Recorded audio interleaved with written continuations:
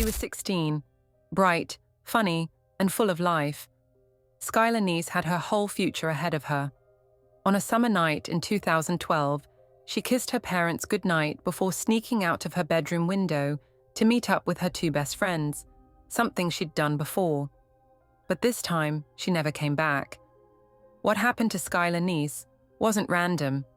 It wasn't a mistake. It was planned. And the people behind it were the last ones anyone expected. This is the story of Skylar Reese. Skylar Annette Neese was born on February 10, 1996, to Mary and Dave Neese in Morgantown, West Virginia. As an only child, she was the center of her parents' world. Skylar was known for her bubbly personality and unwavering loyalty to those she cared about. She excelled academically, maintaining a 4.0 GPA at University High School in Morgantown, with aspirations of becoming a criminal defense attorney. On top of her studies, Skylar worked part-time at a local Wendy's. It's impossible to deny that she was a very impressive young girl who dreamed of doing big things in the future. Skylar's social life was just as vibrant. She found it easy to make friends and formed many close friendships over the years. One of these friendships was with Sheila Eddy. Skylar met Sheila when they were just 8 years old. The girls hit it off quickly. Although they didn't attend the same school, the girls had no issues keeping their friendship alive and were often hanging out and having sleepovers. The girls were the best of friends, and Sheila became like a member of the Neese family. Skylar's father, Dave Neese, said, "She was like a part of our family. She really was. I mean, just like one of our kids." Sheila would walk into their house without knocking, and she was always more than welcome. Despite not going to the same school, the girls' friendship remained, and in freshman year at University High School, the girls were in the same class. Here, they befriended Rachel Schoaf, who had previously attended a private Catholic school. The trio quickly became inseparable, often seen together both in and out of school. Everything seemed perfect, but not for long. Soon, the unimaginable would happen. Something no one saw coming, not even Skylar herself. Oh my God, you know what? I need to tell you a secret. I just forgot. You have a secret from me? Well, I mean, I haven't told anyone. Not even Skylar? No. Okay. I didn't even tell Skylar that I get high. That's one of my secrets too. Like, I didn't tell her that. But anyways. Late in the evening of July 5th, 2012, 16-year-old Skylar returned home after working a shift at Wendy's. She kissed her parents goodnight, telling them that she loved them and headed to bed, closing the door behind her. Just after midnight, in the early hours of July 6th, Skylar quietly climbed out of her bedroom window. She took only her phone, leaving the window open with a small stool beneath it, expecting to be back in just a few hours. Waiting outside was a familiar car. Behind the wheel was Sheila Eddy, and Rachel was next to her in the passenger seat. The three girls had made late-night drives before. This was just another spontaneous outing to hang out and smoke weed in Brave Park, just across the Pennsylvania border, a spot they often visited, until it wasn't. This time, the night carried a deadly secret. Earlier that day, Rachel had taken her stepfather's shovel. Sheila had gathered knives from her mother's kitchen, and the girls had packed the trunk of Sheila's car with cleaning supplies and spare clothes. Despite the summer heat, the girls wore oversized hoodies with the sole purpose of hiding weapons beneath. They drove nearly 50 minutes from Star City to Brave. Once they arrived, the girls got out of the car and walked toward the woods. When one of the girls claimed they'd forgotten a lighter, Skylar quickly volunteered to return to the car and get it. As she turned her back, Sheila and Rachel nodded at each other. Then, they counted softly under their breath. 1, 2, 3. On 3, they attacked, stabbing Skylar in the back. Skylar was stabbed repeatedly, but managed to break free for a moment and tried to run. Rachel tackled her to the ground, and the assault continued. Later, Rachel admitted they had only stopped when the gurgling sound from her neck stopped. Skylar had been stabbed more than 50 times.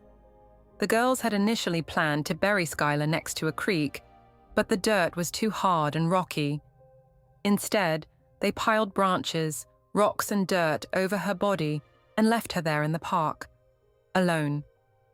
Skylar's body would remain hidden for the next 6 months. After the murder, the girls cleaned up, changed clothes, and discarded any evidence. Then they went home and carried on with their lives, pretending nothing had happened. Not look appetizing in any way. What is that? Burger. Oh. The very next day, Rachel left for church camp. Less than 24 hours after taking part in a brutal killing, she was singing hymns and bowing her head in prayer. Back at home, Skylar's father grew concerned.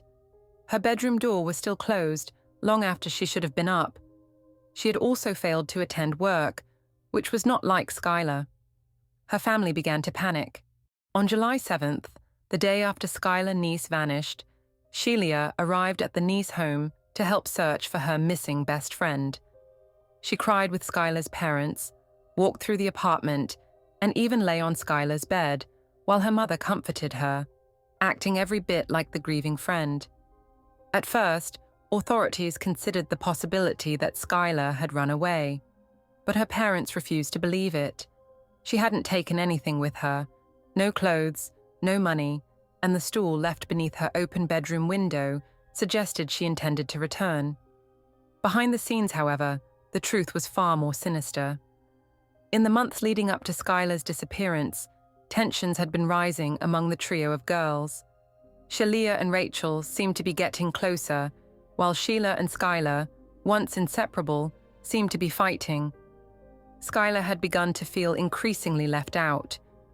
She posted several cryptic tweets that hinted at this. On May 31st, 2012, Skylar tweeted, "You're two-faced, and you're stupid if you thought I wouldn't find out." Social media was a constant in their lives, especially for Sheila, who had tweeted over 4,000 times. Their feeds were a mix of teen drama, inside jokes, and occasional disturbing clues. On the morning of July 6th, just hours after Skylar had been killed, Sheila retweeted, "Always keep your cool." Despite Sheila's clear display of concern, authorities grew suspicious. Both Sheila and Rachel claimed they had picked Skylar up at 11 p.m. and dropped her back home just 30 minutes later, around 11:30.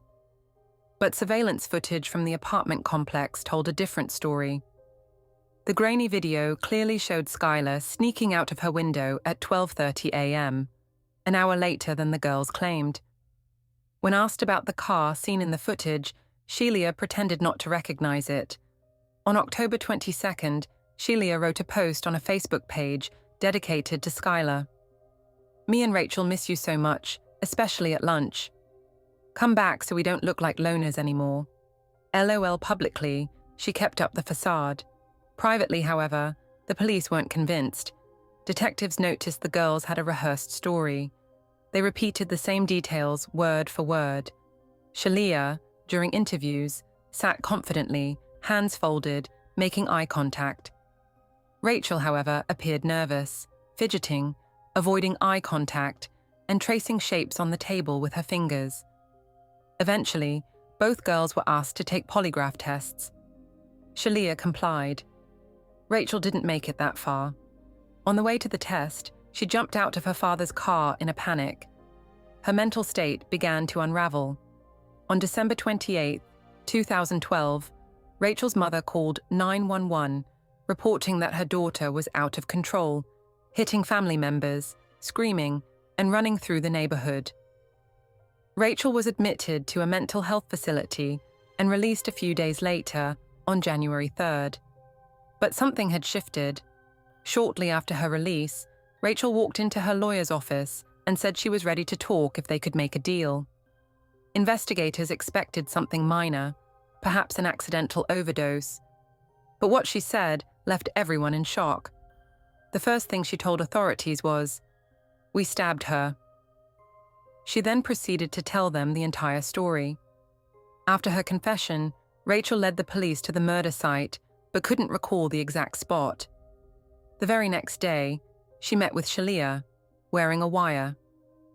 Though Skylar failed to say anything incriminating, investigators now knew the truth. Did Rachel indicate what Skylar's last words were, her final moments in that meeting? Skylar just said why. And that's all she said. Rachel said the girls covered the body with dirt and branches, threw their bloody clothes in the trunk, and left Skylar there. On January 16th, 2013, 6 months after she vanished, Skylar Neese's body was found.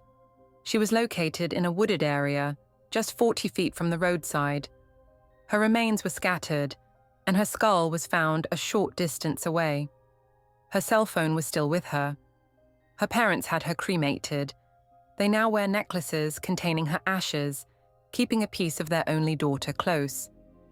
The public wasn't informed of the discovery until March 13th, 2013. That same day, Skylar tweeted, "Rest easy, Skylar. You'll always be my best friend. I miss you more than you could ever know. Still pretending, still lying." But the evidence was mounting. DNA recovered from Skylar's car matched Skylar. The vehicle seen in surveillance footage from Skylar's apartment matched Skylar's car, as did its route, captured by local traffic and store cameras, driving in the opposite direction of the route Skylar had claimed. The truth could no longer be buried. Skylar's so-called best friends had not only taken her life, they had tried to get away with it by playing the innocent victim. Believed these people were her friends. She believed that they loved her. She believed that they cared about her. When in actuality, they hated her. Because you don't kill somebody you love. Skylar was arrested on May 1st, 2013, in a dramatic scene outside of a Cracker Barrel restaurant. On January 24, 2014, Skylar was found guilty of first-degree murder and sentenced to life in prison with the possibility of parole after 15 years. Skylar had initially pleaded not guilty, but when told she could face the death penalty, she quickly changed her plea. 1 month later, Rachel was found guilty of second-degree murder after she took a plea deal. She was sentenced to 30 years and will be eligible for parole in 2028. When asked why she and Skylar had done it, Rachel chillingly responded, "We just didn't like her anymore." At the end of the day, Skylar trusted the wrong people, and in doing so, it cost her everything. Was justice truly served in Skylar's case? Is it fair that Rachel could walk amongst us in just a few years? Let us know your thoughts in the comments below. If you found this video interesting, don't forget to like, subscribe, and hit the notification bell for more true crime content. Thanks for watching, and we'll see you in the next one.